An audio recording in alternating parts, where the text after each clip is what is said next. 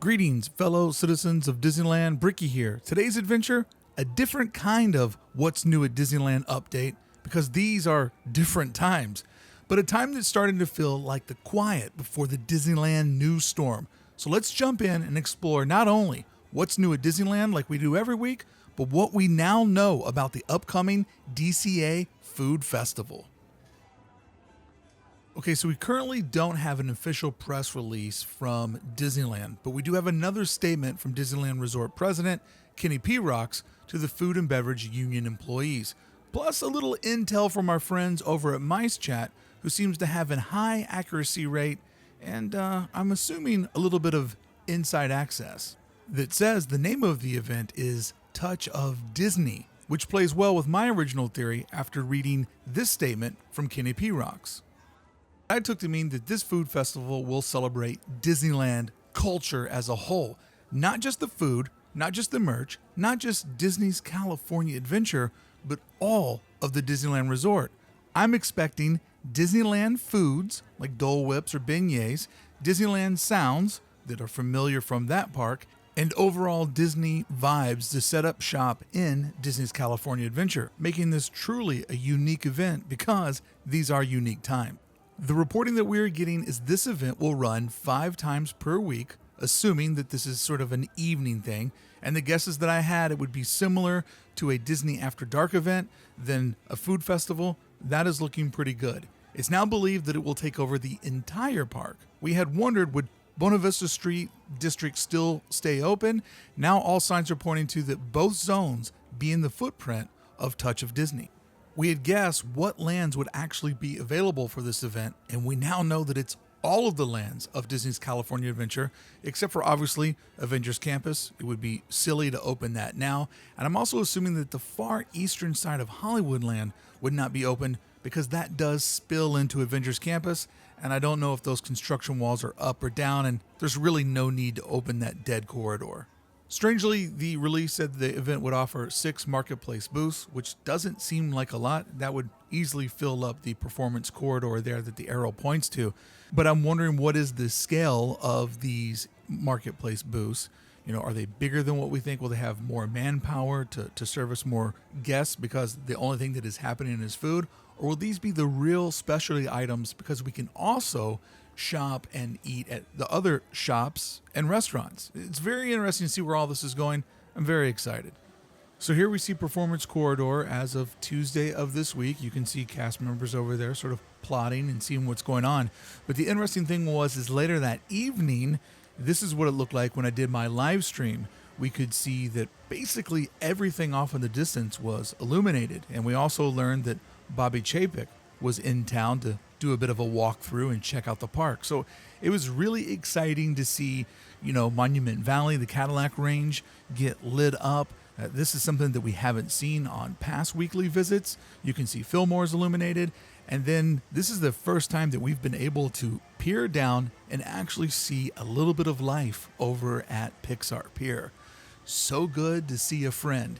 Now, if that in the foreground is the size of these 6 merchandise event areas, I think we might need to scale up a little bit, Disneyland. These first appeared, I believe, about a week or so ago when I was at the park doing the weekly update. So it's been very interesting to slowly see this thing come together. And keep in mind, we still don't have an official press release. So for a long time, it's just kind of looked like this. And then at night, it got dark and sad. But we are seeing all of this come together. And now that we're under the understanding that it's probably going to be a park-wide event, it's going to be fun just to be able to roam around again. Over to the left of your screen, you'll see a couple of items that are in plastic bags. That was not something that we'd seen the week before.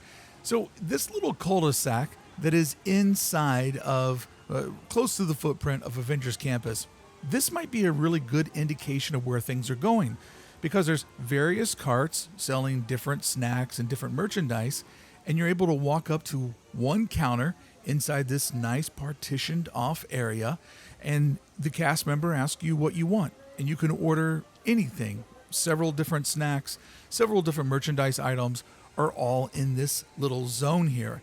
This might be the type of vibe that we should anticipate for when the new Touch of Disney event opens up, where there could just be little clusters where you walk up and you're able to pick from an assortment of different treats that are themed around a different topic. Here you see they have this sipper and popcorn bucket that's been kind of hanging around for a while, but this is just a little makeshift food court that's existing inside of this area, which I'm surprised isn't part of Avengers Campus. They decided to make this a festival run over area, and it's working. It's working well that they planned for that, because it's doing a lot of heavy lifting now, and this might be an indication of how the festival will actually handle customer needs. All right, let's move over to Grizzly Peak and do a vibe check. I think Grizzly Peak right now is giving us a strong indication on what these other lands could look like when they reopen. Like right now, the heavy lifting is being done by smoke jumpers, but they've really upticked the ambiance, giving us plenty of spaces to hang out and to enjoy just this single restaurant. Will they do this same thing around the pier? Will there be cafe tables going up and down Route 66? Currently, the officers are keeping the guard there, not letting us go beyond this point. But if the entire park's open, the area that they're protecting, could that be a nice wooded, quiet spot for you and someone special to be able to demask, enjoy some treats, and really bring in that touch of Disney vibes? It's going to be so interesting to see if the rest of the park transforms the way that this area has. A big thing that I've seen this week as we're getting into the warmer weather, even though it got very cold, is there's a lot more canopies or little cafe tents that have popped up everywhere up and down the runway here, providing a lot more shade, giving you a little bit of a better vibe if that table is where you and your friends decide to spend the afternoon. I, for one, I'm really looking forward to attending this festival, because I feel like there'll just be new quiet spots to observe, new areas where we've always just walked past in a hurry to get to that next big Disney event. But look at these little Fred Flintstone benches, as I call them, tucked away in here. Like, these are spots where you can hang out and have a very, very quiet, a very nice time with whomever you're there with. And I'm really hoping that we see a lot more of this pop up and populate all around the park, so you can just maybe take notice of some of these little details that you've probably breezed past. And let me remind you that, friends, only you can prevent forest fires, and only you can get Disneyland reopened by wearing your mask and doing what you're supposed to do. Aw, who would burn down his home? So will it be sad to walk past attractions that we can't ride? Absolutely. It's going to be bizarre to walk down Pixar Pier and not hear the Incredicoaster screaming over the top of you. But what I would encourage you to do is get your mind right now that this is going to be a very intimate opportunity for you to discover spots of the park that you've never really paid attention to, and create new memories in the park that are so different than all of the memories we had back in the good old days of 2019. I would like for you to think about this as not getting back to something normal, but getting to experience something completely brand new. I think if that is your mindset, you will have a great time attending this event. But if you go in thinking that we're back, baby, it's going to be like old times, you might walk away a little brokenhearted and a little bit like, oh, I'm so sick of this world that we're living in, where just everything that you finally work your way up to just feels different and weird. Food has put so much atmosphere back into the park. So if all of these vibes are created for little smoke jumpers, just imagine what it's going to be like when we go full on food fest. I'm also anticipating lots of unique merchandise offerings, because there's probably a lot of merchandise that they've been sitting on just because they haven't had the proper spots of the park to liquidate it and get it out to folks. So I say keep an eye out for some interesting merchandise. And speaking of keeping an eye out, do you think they'll open up the Chinese restaurant in Hollywoodland? I sure would like to get back to Flush Ings. But Hollywoodland will be an interesting part of the festival, because quite honestly, many of us have spent maybe a little bit too much time in here over the last handful of months, and I just really don't see this street going much further. I mean, if you go around the corner there, on the other side of the Hyperion Theater as you're going up to Mission Breakout, what's back there other than maybe an overexposed Avengers campus? As we all know, DCA has turned 20 years old. Schmoozies is a place to go if you really want to get what that original vibe was like. And people love it so much, they actually put this bench behind it so you can just sit there and stare at the most beautiful part of DCA, the awkward protruding back of Schmoozies. Man, that's one of the top 10 spots you got to go to. But this area is going to be interesting because everybody's going to just be going west, just digging deep into all these lands we haven't been to before. I'm curious what becomes of this area. Do they unrope it? Do they cash in on some of this footprint, or do they just leave it the way it is because instincts are going to be when you come in, hook a right and just keep going until you can't go anymore? And not that people haven't enjoyed being in Hollywoodland. We just want to get into some of these new areas, catch the new vibe, and see what the new offerings are. So it'd have to be something pretty special, I think, to lure people back into this part of the park after we've been here for, I'm not going to say too long, but we've been here for a minute. And it feels good to be there. But I guess the point I'm getting to is we all want that new.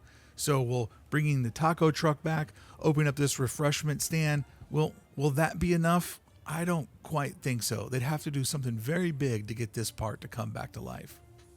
Comment below. I'd love to hear what your thoughts are on what they would do to this part of the park. I feel like it'll kind of just stay the way it is.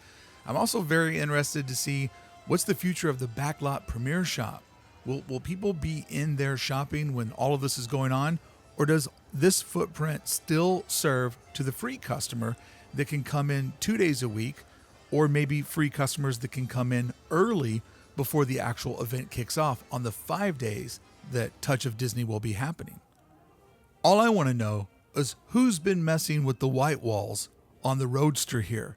Like, somebody was doing a little bit of touching up and got a little too touchy. Why is there white wall sauce all over the sidewalk there? That's not what we're supposed to be doing, Oswald's. Definitely not going to trust them to work on my car, but I am going to trust Disney Imagineering because they did an outstanding job putting together the Rainforest Cafe into the new Star Wars trading post. I did a whole video breaking down not the merchandise, but the design of this facility and how Imagineering really went all out on committing themselves to storytelling, putting a lot of props in there. And the thing I'm most excited about, not quite going full Disneyland, but going beyond what our current expectations are for downtown Disney. I found this to be a really pleasant experience.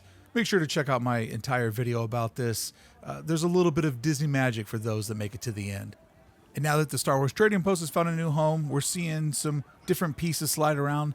For example, the home store is finally using the space in front of the Void and where Sprinkles is at for their line because both of those businesses aren't operational at the moment.